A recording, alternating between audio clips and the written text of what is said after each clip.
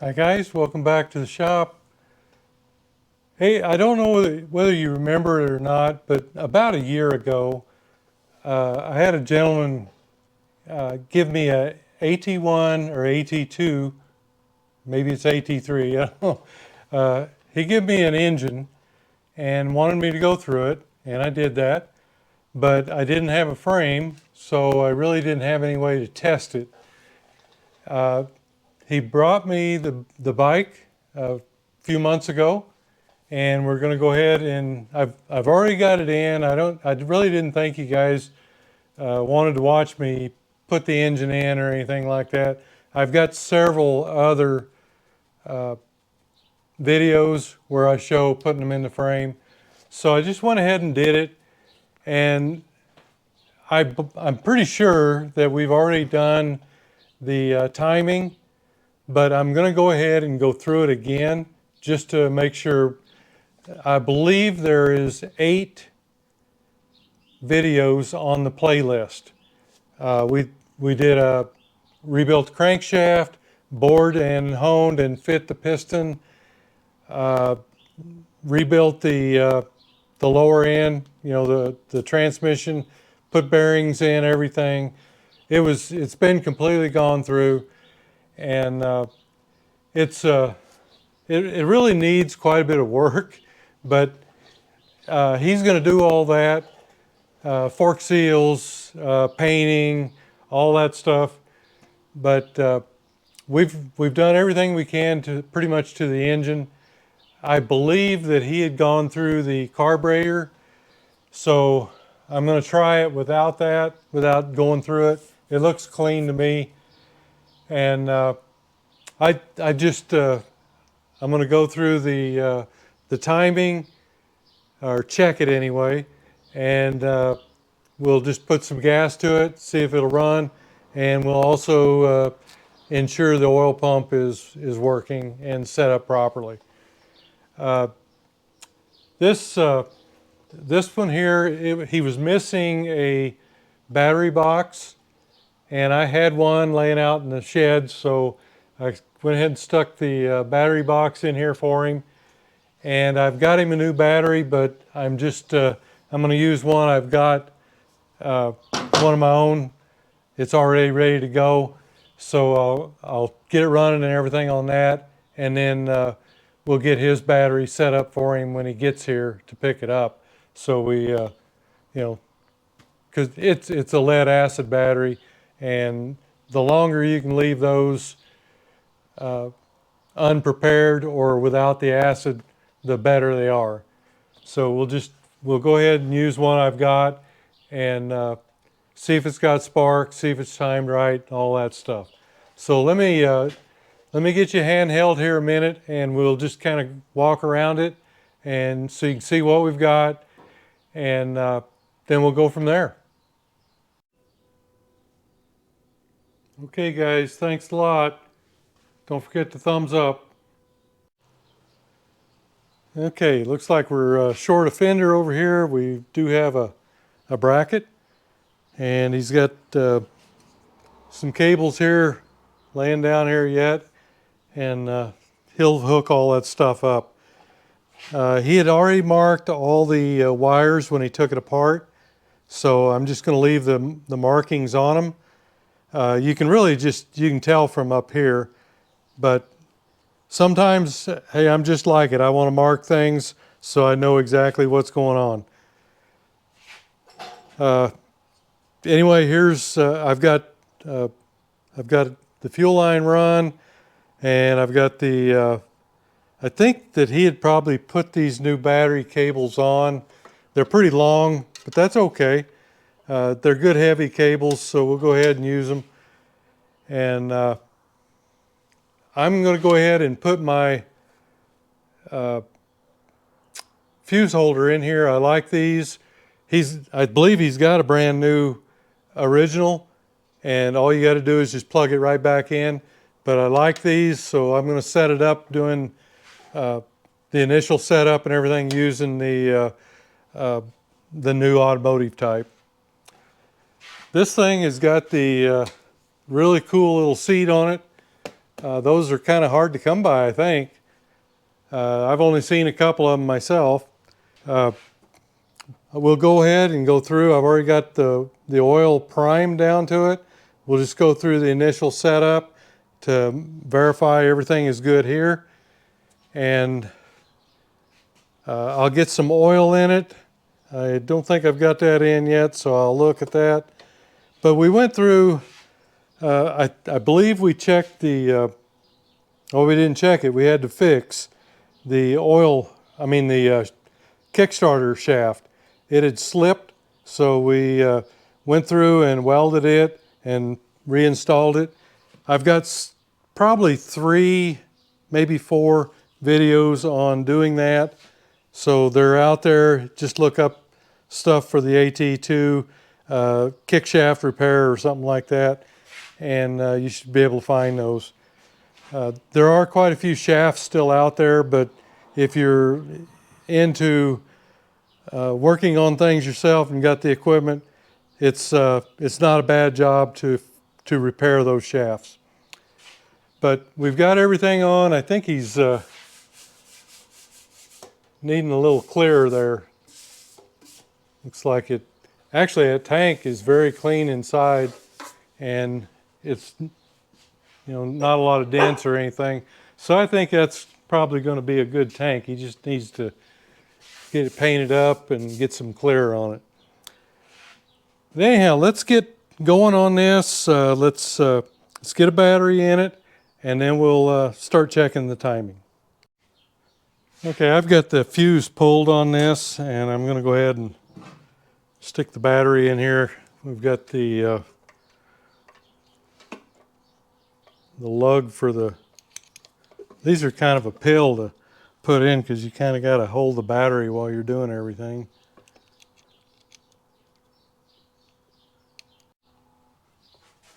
Okay, I finally got that started. And I'd kind of like to keep some tape around, even though that's masking tape. It'll still keep you from touching things that you shouldn't touch.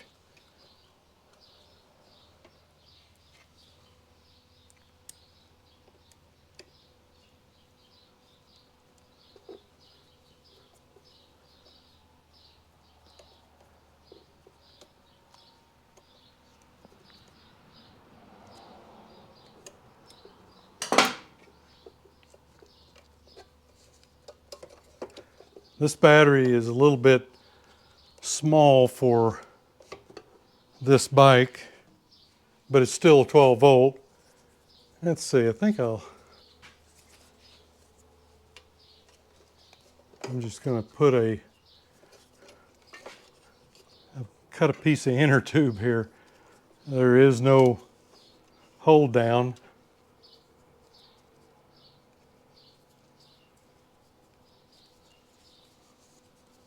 So maybe we'll just do something like that and then come down here and it'll hold it. There we go. Okay. So now these are 20 amp, but I always like to go a little small. So I'm going to stick a 10 in here just for our initial setup here. And I'll go ahead and hit the switch. And it looks like everything's still okay. If you remember right, if you were watching this, we had some trouble down here. This wire, actually there's a wire that runs from this brush over to the other side to the brush, and it actually goes through here, and it was broken. So I took another wire and ran it around here, a heavier wire, and just run it along the bottom here. It just seemed like that I was never going to get it out of harm's way here. So I just I did this, and I'm hoping for the best. Anyhow, that's why I like to check with a smaller fuse, so it'll blow right away if there's a problem. Okay, I'll go ahead and pull the spark plug and we'll see if we have spark.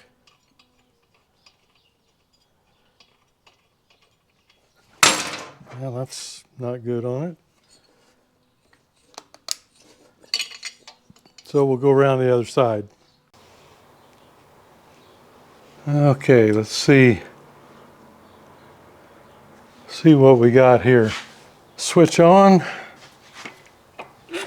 Oh yeah. Nice fire. Okay, let's get our dial indicator in there.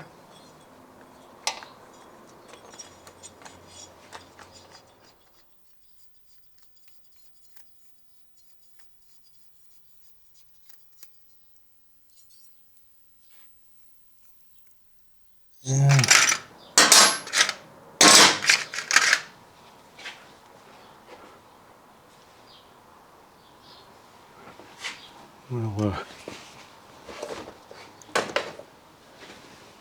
go ahead and turn this in direction of travel, which is towards the front of the bike.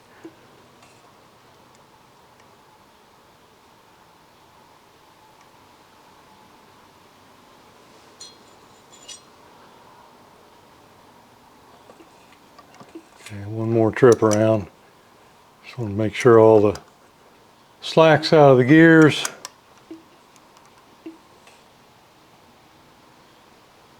Okay, there's top dead center.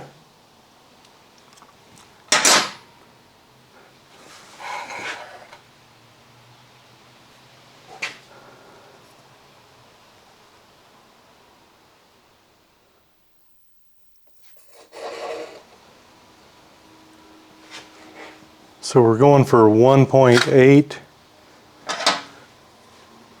So we'll be going back the opposite way of engine rotation. There's 1 and there's 8. So that's where we want it to brake at. I need to get the light in there and we'll check it. Okay, first thing we need to do is get our point gap. And we're just going to rotate until we've got the widest place for our points right there. And I believe it's 11 to 13 or something like that. I'm just going to split the difference. Yeah. Looks like we're about 12 thousandths.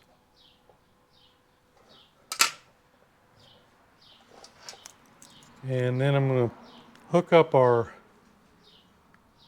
test light here. Got a ground. This is just a bulb that I soldered a lead onto. I want this up here so we can see it along with the dial indicator. Don't want it to catch anything though. Okay, I've just got it on the points here and to a ground. And we also need to block our retard mechanism out. A lot of people call this an advance. It really does the opposite of that. It retards things so the electric starter has a easier go of it. Okay, we're not exactly on. Let's go back up to top dead center.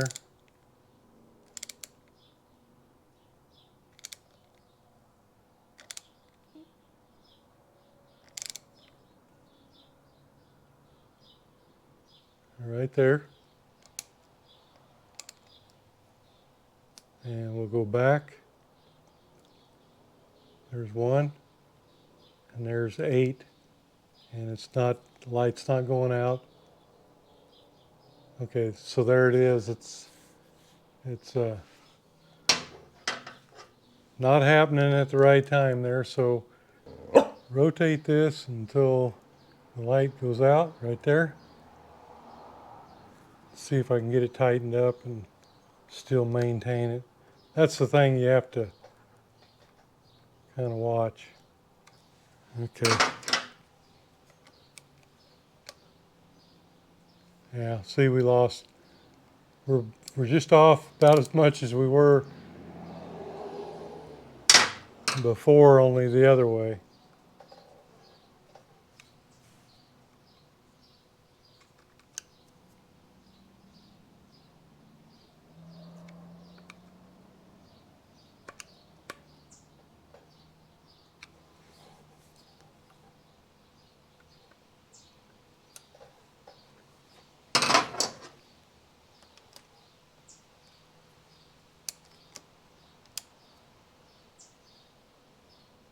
Okay, that's pretty close right there. Let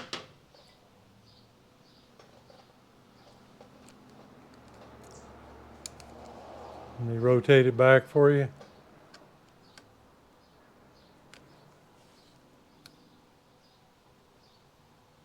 Okay, there's top dead center again. Rotate back the other way. There's 1, 8, just a little after that.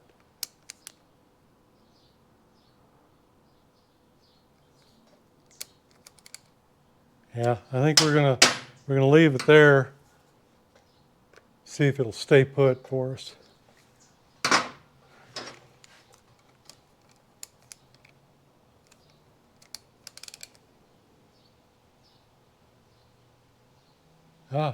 Somehow or another we lucked out on the money.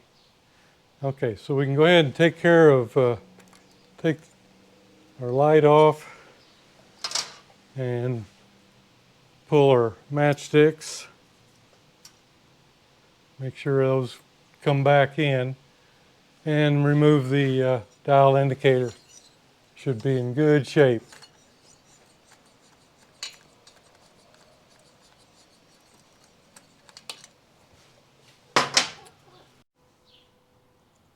Okay, so I'm going to swap out to my 20 amp fuse.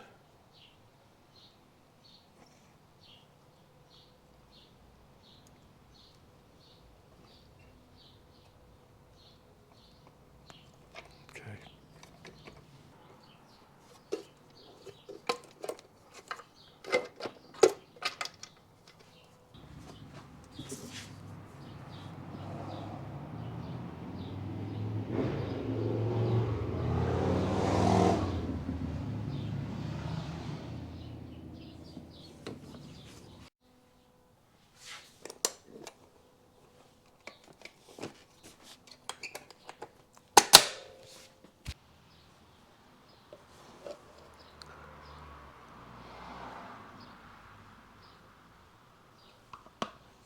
Okay, a lot of people want to know what I use for oil on these.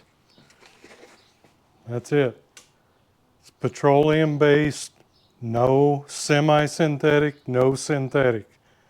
Petroleum based oil is what these clutches were designed for, and the transmission. If you look at the manual, it's just going to say 1030 or whatever oil, and that's all we had back then. We didn't have any of the synthetics, and a lot of times I get some local guys that come in here and they're slipping clutches, and first thing I ask them is, do you use synthetic or semi-synthetic oil? And if they do, we'll drop the oil, clean the fiber clutch plates, re-soak them in the petroleum oil, and it fixes the problem. This is 5 quarts, and it's last time I bought it was about $16 for the whole thing. So save your pocketbook too. Next is you want about 1 millimeter slack right here. but that carburetor slack at the top, you need to have it running and idling where you want it. That's when you need to have that 1 millimeter slack up here. So we really need to make sure it's idling the way it should be before we go any further on this.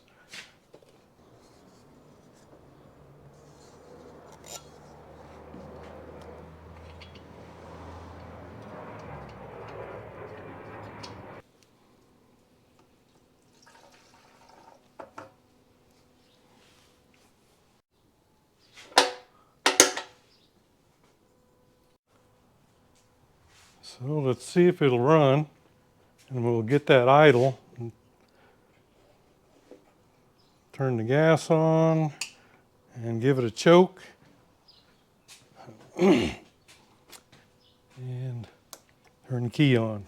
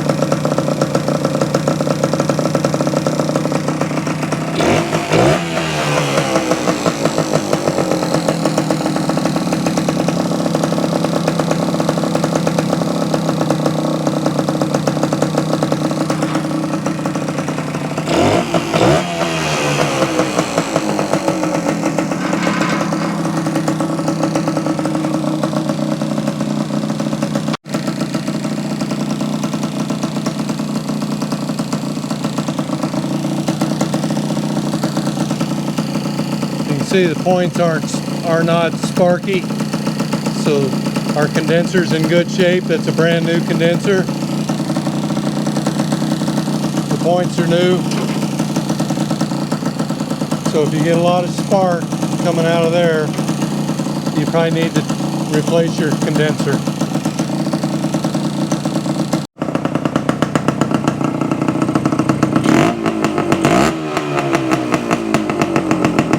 Running on a little pre-mix right now just to make sure. Looks like it's pretty smoky, so I'll go ahead and not top it off, but put more of just straight gas in. Now we'll go ahead and finish our oil pump, because we've got to idle about where we ought to be.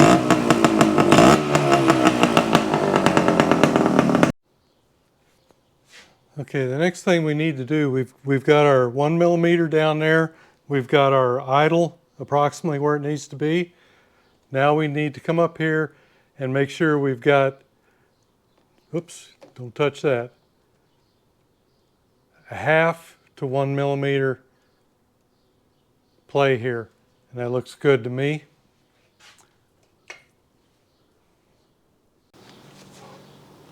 Okay, let's take a look at our oil pump, and they're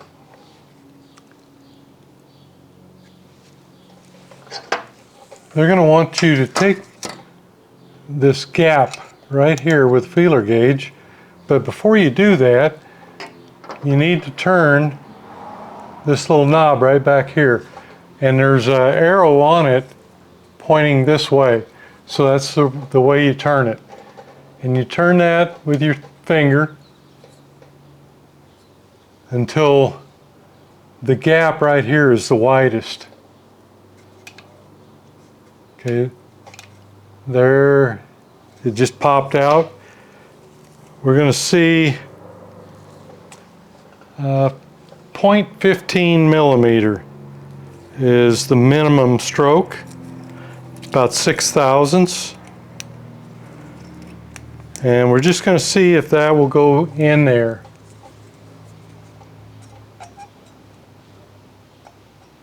And it does. And I feel a little drag, but not much. So that's excellent. That's your minimum stroke. So that actually is good. If you don't have an acceptable reading here, you're going to have to remove the nut and the washer and the plate. And there's a washer behind the plate that looks like it's made out of brass. And it's going to tell you to put a little bit thicker one in there. 0.1 millimeter is what they're actually suggesting that you use. And then you put the nut and washers back on, and then you check your nominal clearance, and it should be 0.20 millimeters to 0.25 millimeters. And they say that 0.20 will go, 0.20 will go in there, 0.25 will not, and that's good. Then, but our reading is good at the 0.15, so we don't have to go through the rest of the procedure. Now, it's probably been that way since this one was new. You know, a lot of them don't get messed with.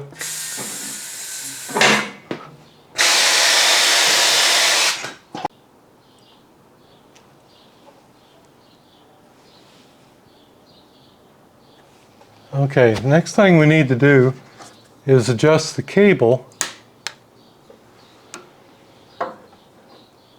You see you've got this roll pin and you've got a little mark right here on the pulley. You need to try to get those to line up. See, we're missing it just a little bit. So what you do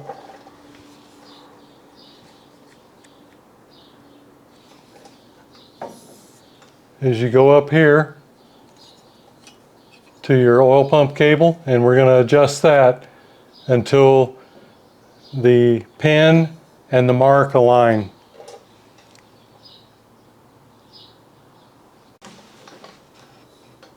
Okay, so it's just a little, oops, lost my light. Just a little below it. So we need to tighten it up to right about there. And then, of course, reset your lock nut.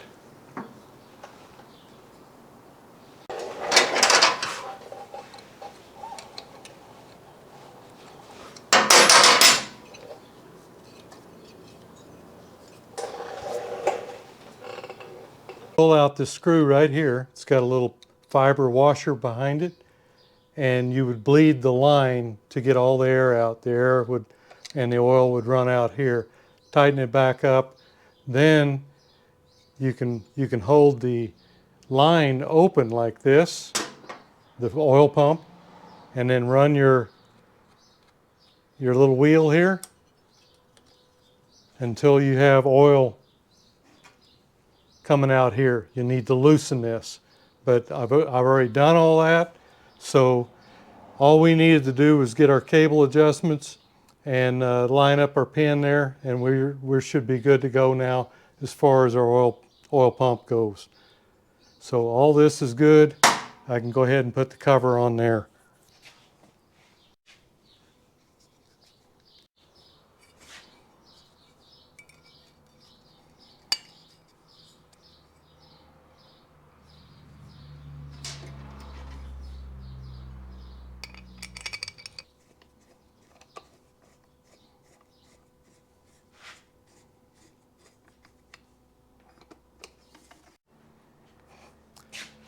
I've got to put the air cleaner boot on, but of course this is just hard as a rock.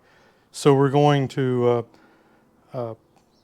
soak it in warm water, and then it usually will go right on if you do that. So this end here usually stays pretty pliable, but you can't hardly even squeeze this one. Now we'll go ahead and lift it up, and we'll check the gears and the clutch.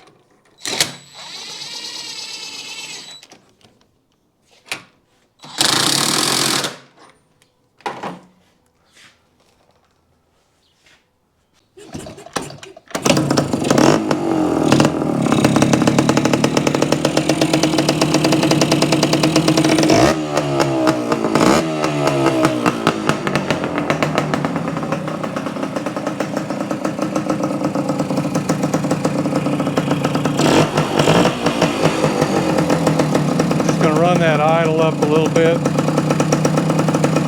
give it a half turn.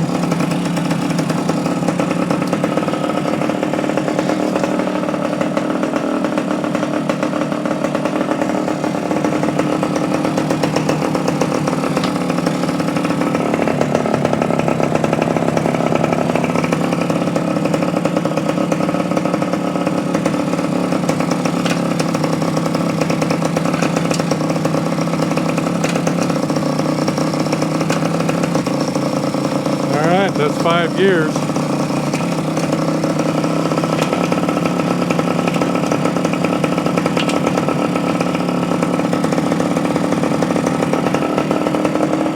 All right, looks good there. I'm going to drop this back down.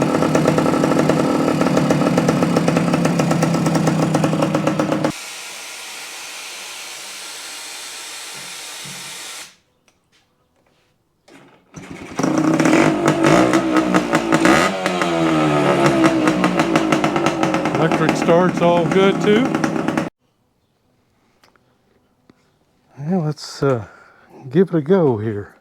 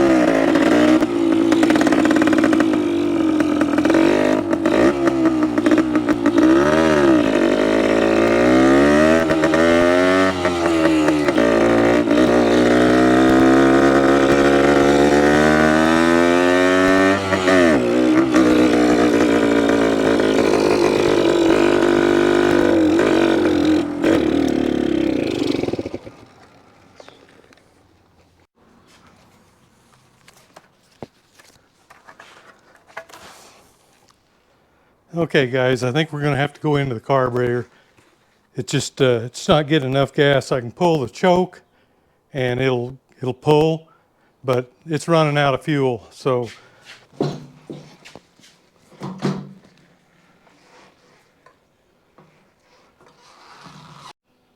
now of course I realize it's not going to run properly without the air cleaner, but it should run good enough to go down the street and back. It's just you know, I know people say that all the time, but you have to have some common sense about it.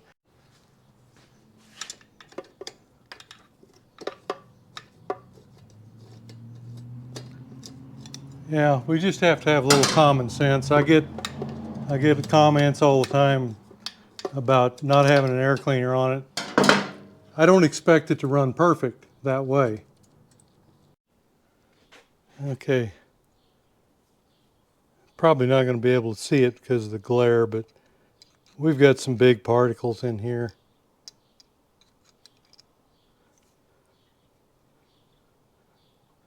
That looks like an O-ring.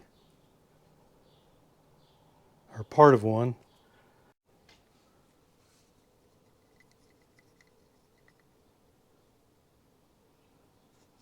Okay, this looks like the O-ring is okay on there. And you can feel it getting tight there. So it's drawing through the main jet.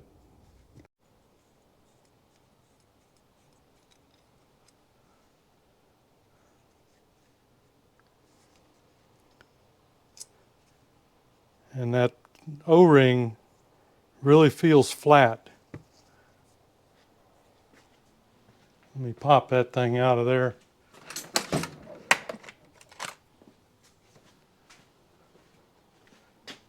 When they get flat, then they can start having an air leak there, and that'll lean things out. Oh yeah, that thing it really needs to be replaced. I should have some of those. I'm going to go ahead and finish tearing this down. I don't know what this is. Looks like it's got had a little booger on it there.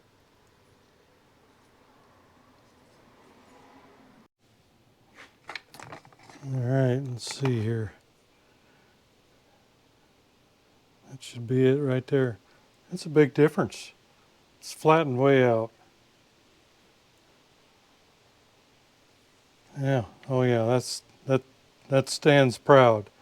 This one here wasn't, so we were leaking air too.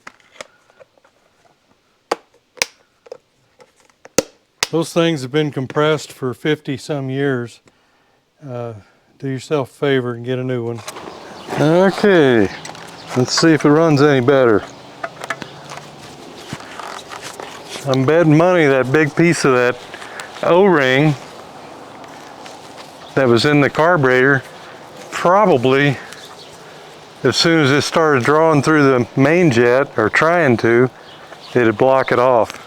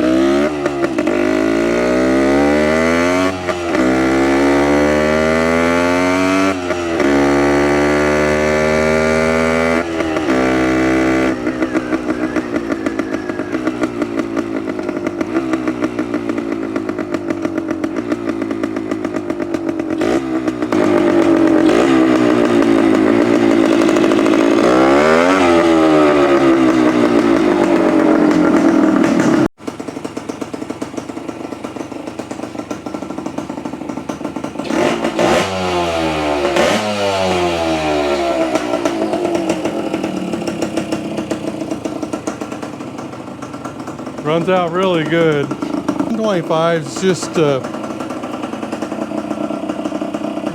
they're a little bit underpowered, I think, on the, especially if you shift them early. So that's where the 175 really shines. You can lug them around, but you know, we got all the gears. One thing I noticed was maybe the clutch slipping a little bit, so I need to try an adjustment. Yeah, I think it's going to be the clutch. I didn't adjust anything. I just hooked everything up here on that anyway, and I remember now that I rolled this down to get it to get enough slack to pull that in, and there's absolutely no slack here. So I'm betting dollar to a donut that's the problem. Let me get this cover off. We'll get an adjustment on it.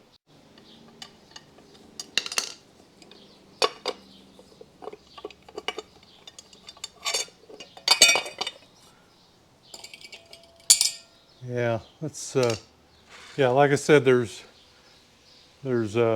absolutely no clearance here. When you do these, you want to run this adjuster here in as far as it'll go. And what you want is an 1/8 of an inch here when you're done adjusting. And there's not, I mean, it's pulled straight up. So it's definitely slipping. Okay guys, thanks a lot. Don't forget to thumbs up. Okay, once you've got that handlebar closed up, then they want you to loosen that jam nut and then run it in until it just touches.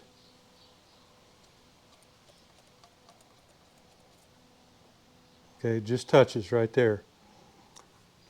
And then back it off 1/4 of a turn, just like that.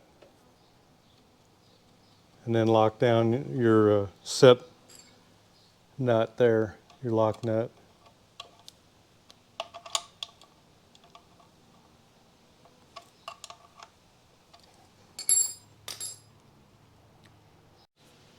And then you want your 1/8 inch, and that's about what we've got. And then you've got a fresh start to your adjustment here, so you can do everything up here until you just can't anymore. And then you have to go back down to the bottom. Okay guys, there you have it. We finally got the engine and the frame back together. And this project, like I say, started about a year ago. I'm going to put a link in the description block to the rest of the videos. It'll be the whole playlist. So you can go back there if you so desire. We built the crankshaft, we honed, or bored and honed the cylinder, repaired the Kickstarter, bearings, seals, everything in the lower end, and new clutch plates. I went back and looked. It did get new clutch plates and springs too, I believe. So I think all this is, it's really a pretty good bike. It's kind of nasty looking. Needs a lot of cosmetic stuff. You know, the fork tubes, the forks are leaking. It needs paint. You know, so that kind of stuff. And I think it'll be just a super bike after that. It's just needs some cosmetic work. But anyhow, I'll put that description link, or that link in the description block. And I've got a cool little thing I saw yesterday. I had a bunch of baby pheasants run through here. I'm going to try to put that in right after this on this video. So as soon as just watch a little beyond the ending here, and you'll see that. I just thought it was really cool. A little mama pheasant and her babies just ran right through the property here. So it's just give it a look if you want. And thanks for going along on the ride. See you next video.